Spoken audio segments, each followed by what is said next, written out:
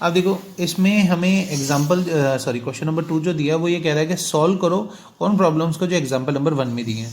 तो अपन example number 1 देख लेते हैं, ठीक है, कि एग्जाम्पल नंबर 1 हमें क्या दिया हुआ है। तो देखो हमारे एग्जाम्पल नंबर 1 में 2 पार्ट्स दिए हैं, ठीक है, जॉन एंड जीवंती, ठीक है, जिसमें कहा है कि जॉन एंड जीवंती दोनों के पास में 45 मार्बल्स हैं, ठीक है। अब इन दोनों ने 5 मार्बल्स जो हैं वो खो दी, ठीक है, both of them lost 5 marbles each and the product of the number of marbles they now have 124, यानी कि अब उनके पास 5 मार्बल्स दोनों ने खो दी, तो उसके बाद में जो बची हैं उनका प्रोडक्ट कितना है 124। तो उन्होंने कहा है, ठीक है, कि इनकी शुरुआत में इनके पास कितनी मार्बल्स थी। तो देखो अपन सॉल्व करते हैं इसको, ठीक है। तो हमने लिखा कि भाई टोटल मार्बल्स जो जॉन और जीवंती के पास है वो कितनी है 45, ठीक है। तो मान लिया कि जॉन के पास x मार्बल है, तो जीवंती के पास कितनी होगी 45 माइनस एक्स। याद रखना जब भी क्वेश्चन ऐसा आता है कि 2 नंबर है और दोनों नंबरों में से 2 नंबर का जो सम है, अगर आपको कुछ दिया हुआ हो तो पहला नंबर तो x लेना और दूसरा नंबर सम माइनस एक्स लेना। जैसे मैं कहूँ a और b 2 दोस्त हैं, दोनों के पास में मिलाकर 10 रुपए हैं। अगर पहले वाले के पास 3 रुपए हैं तो दूसरे वाले के पास कितना होगा 10 माइनस 3 करेंगे तो 7 आएगा। उसी तरीके से हमारे पास इन दोनों को मिलाकर कितने मार्बल दिए हुए हैं 45। तो अगर इसके पास x है तो इसके पास 45 में से x माइनस करेंगे वो होगा। ये एग्जांपल याद रखना इसके लिए हमेशा। अब बोथ लॉस्ट 5 मार्बल्स है ना, दोनों ने 5 मार्बल्स खो दी, तो इसके पास x थी तब x में से 5 कम यानी -5। इसके पास 45 माइनस एक्स थी तो 45 माइनस 5 माइनस एक्स करेंगे तो 45 में से 5 गए तो 40 माइनस एक्स। अब क्या कहा इस सवाल ने कि भाई इन दोनों का जो बचे हुए मार्बल्स हैं इनका प्रोडक्ट 124 है, ठीक है। तो हम मल्टीप्लाई कर लेंगे, तो x into 40 x, x into x x square, 5 into 40 200 और 5 into x 5x is equal to 124।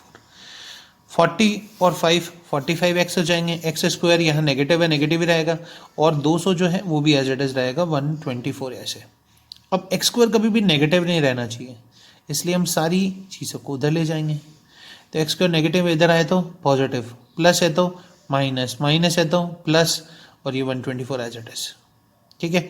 अब यहाँ ये दोनों ऐड हो सकते हैं तो इन दोनों को ऐड करेंगे, ठीक है। तो इक्वेशन आ गई हमारे पास x square minus 45x plus 324 equals to 0, ठीक है। आगे देखते हैं।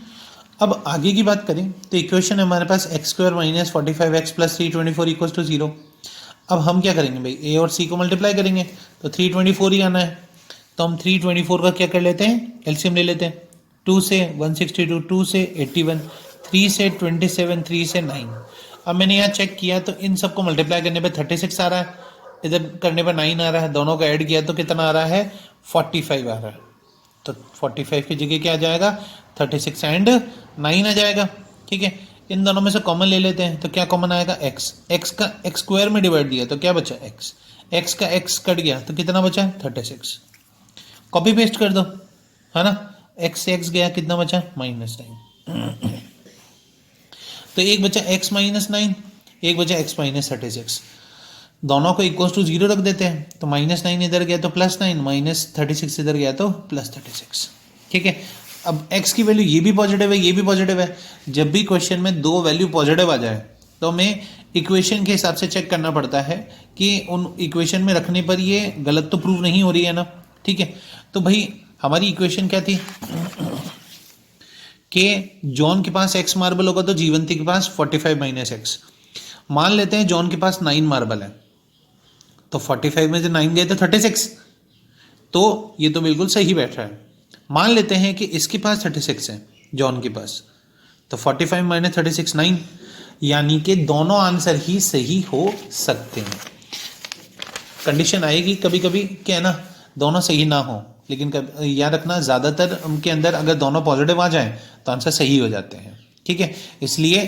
इसलिए अगर मान लिया कि जॉन के पास 9 मार्बल है तो जीवंती के पास कितना होंगे 36, और अगर जॉन के पास 36 है तो जीवंती के पास कितने होंगे 9 मार्बल्स, ओके। तो इसका नेक्स्ट पार्ट शुरू करते हैं। अगला देखो, a cottage industry produces a certain number of toys in a day, यानी कि कॉटेज इंडस्ट्री कुछ नंबर ऑफ टॉयज बनाती है एक दिन में, ठीक है, यानी कुछ टॉयज बनाती है। The cost of the production of each toy was found to be 55 minus the number of toys produced in a day। यानी कि जो कॉस्ट है एक टॉय की, ठीक है, वो कितनी है 55 माइनस नंबर ऑफ टॉयज, यानी नंबर ऑफ टॉयज अगर एक्स लेंगे तो 55 माइनस, समझा रहा हूँ कि कॉटेज इंडस्ट्री के अंदर कुछ टॉयज बनाए गए एक दिन के अंदर। अब उसकी जो कॉस्ट है एक टॉय की वो कितनी है 55 माइनस नंबर ऑफ टॉयज, यानी जितने टॉयज बनाए उसको 55 में से माइनस कर लो, वो आ गए। पर्टिकुलर डे जो टोटल कॉस्ट है वो 750 है, तो हमें पता करना है कि नंबर ऑफ टॉयज कितने हैं, ठीक है, याद रखना है हमें। तो बनाते हैं सोल्यूशन पर, ठीक है। अब देखो, मान लिया कि जो नंबर ऑफ टॉयज प्रोड्यूस हुए थे वो कितने हैं एक्स है, ठीक है, तो कॉस्ट कितनी होगी 55 माइनस नंबर ऑफ टॉयज, यानी 55 में से x माइनस कर लेंगे, ठीक है। अब बात करें, ठीक है, तो नंबर ऑफ टॉयज और कॉस्ट ऑफ वन टॉय अगर इसको मल्टीप्लाई करो तो ही तो टोटल कॉस्ट आएगी। जैसे मान लो, ठीक है, एक पेंसिल 5 रुपए में बनती है, ठीक है, और एक कंपनी ने 50 पेंसिल बनाई, तो 50 को अगर मैं 5 से मल्टीप्लाई करूंगा तभी तो टोटल कॉस्ट आएगी ना, कि कितने रुपए में बनी है वो, ठीक है। तो इस तरीके से पता करते हैं। इसलिए ये फॉर्मूला है नहीं, ये दिमाग में होना चाहिए कि जितने भी टॉयज हैं उसको वन टॉय की कॉस्ट से मल्टीप्लाई कर दो तो क्या आ जाएगी टोटल कॉस्ट, ठीक है। अब नंबर ऑफ टॉयज कितने हैं x, cost of one toy कितना है 55 माइनस एक्स, इक्वल टू में टोटल कॉस्ट कितनी है 750, ठीक है। तो x को 55 से करेंगे तो 55x आएगा और x को x से करेंगे तो x स्क्वायर आएगा, इक्वल टू में 750 है। दोनों को अपन किस तरफ ले जाएंगे, राइट हैंड साइड की तरफ, है ना, क्योंकि एक्स स्क्वायर कभी भी नेगेटिव नहीं रहना चाहिए। तो ये उधर जाएगा तो पॉजिटिव आएगा, ये भी इधर आएगा तो नेगेटिव हो जाएगा। तो एक्स स्क्वायर पॉजिटिव हो गया, ये माइनस का हो गया और ये तो पहले से ही प्लस का था। इक्वेशन आ गई। अब इस इक्वेशन का सॉल्यूशन देख लेते हैं कि इक्वेशन का सॉल्यूशन क्या होगा। तो जब अपने पास इक्वेशन आ चुकी है तो अपन इसका सबसे पहले प्राइम फैक्टर कर लेते हैं, ठीक है। तो 5 से जाएगा 150 बार, 5 से जाएगा 30 बार, तो मैं यहीं रुक गया, मुझे 55 लाना था, ठीक है। तो 5 5 जो 25 और ये 30 और 25 को ऐड किया तो 55 आ रहा है, ठीक है। तो हमारे पास दो नंबर आ गए 25 और 30, ठीक है। इन दोनों में से कॉमन क्या आ रहा है हमारा, x कॉमन आ रहा है, ठीक है।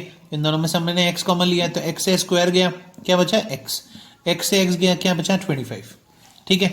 इसी को फिर से कॉपी पेस्ट कर दिया, x से x गया, क्या बचा -30। तो एक बार x -25, एक बार x -30, दोनों को इक्वल टू 0, -25 इधर आए तो +25 और -30 इधर आए तो +30। अब देखो, अब हमारे पास इसमें भी दो पॉजिटिव आ गए, ठीक है। तो अपन देख लेते हैं कि भाई अगर नंबर ऑफ टॉयज कितने हैं 25, तो कॉस्ट ऑफ वन टॉय कितनी होगी 55 - 25 यानी 30 होगी। और अगर नंबर ऑफ टॉयज 30 हैं तो कॉस्ट ऑफ वन टॉय 25 होगी। तो दोनों ही सही हो सकते हैं, ठीक है।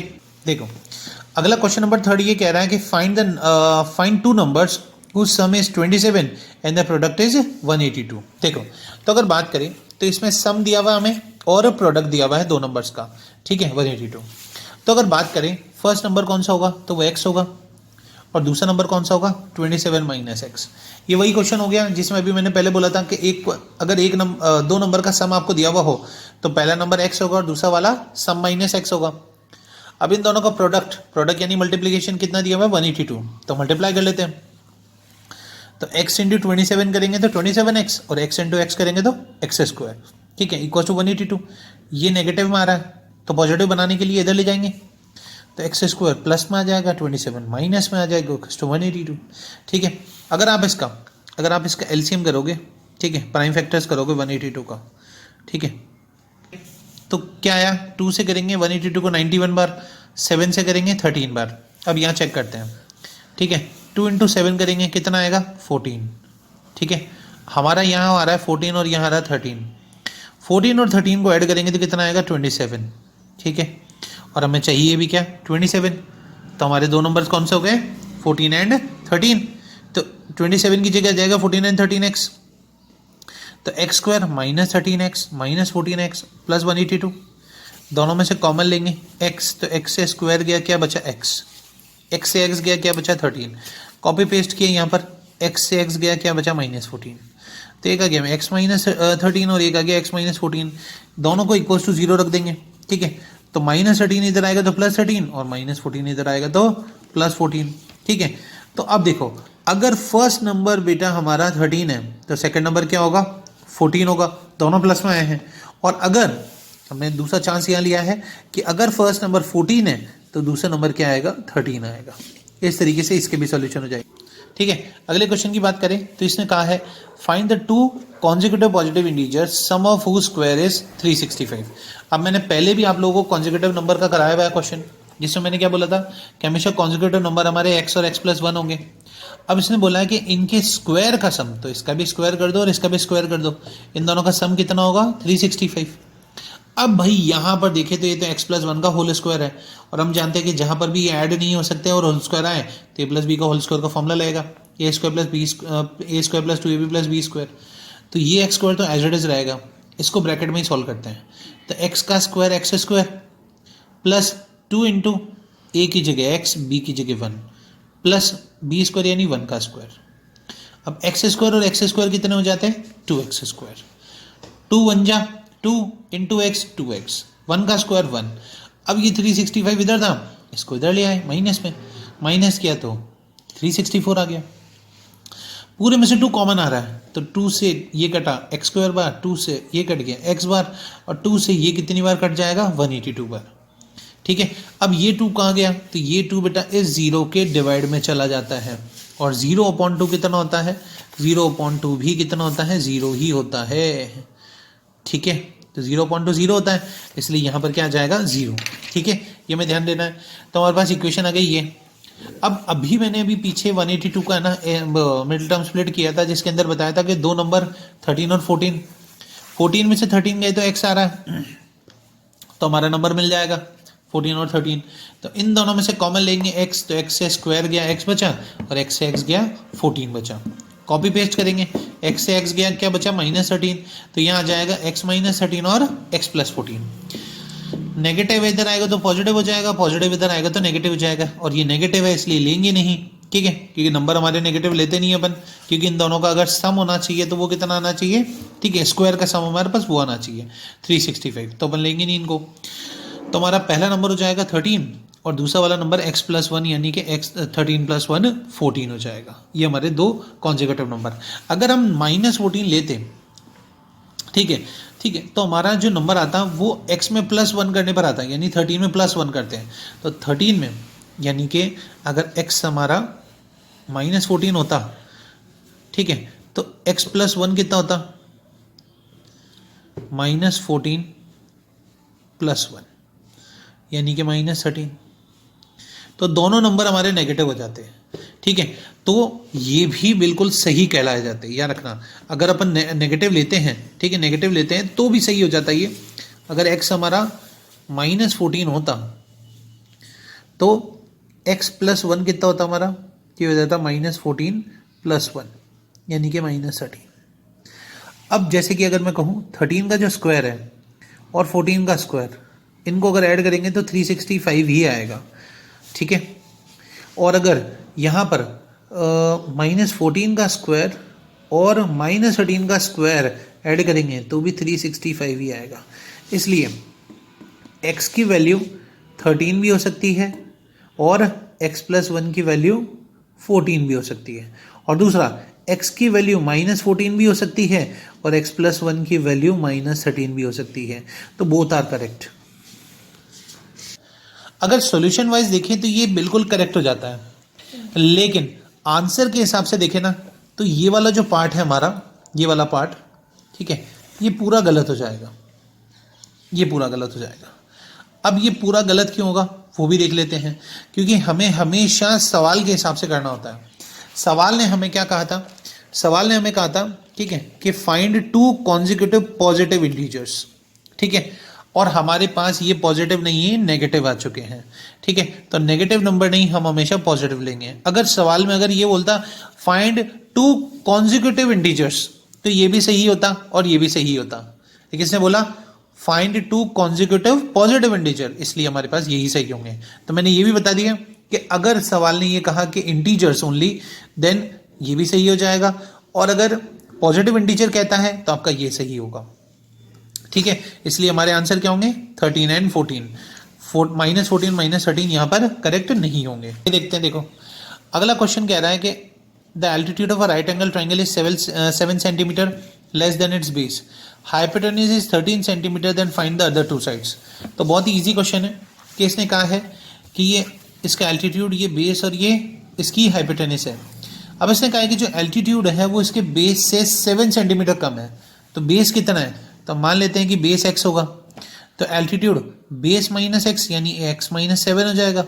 ठीक है, फॉर्मूला अपन जानते ही हैं, p square plus b square equal to h square, Pythagoras formula लगाएंगे। p हमारा कितना है x माइनस 7, b है हमारा x और h है हमारा 13, तो ये a माइनस बी का होल स्क्वायर हो जाएगा।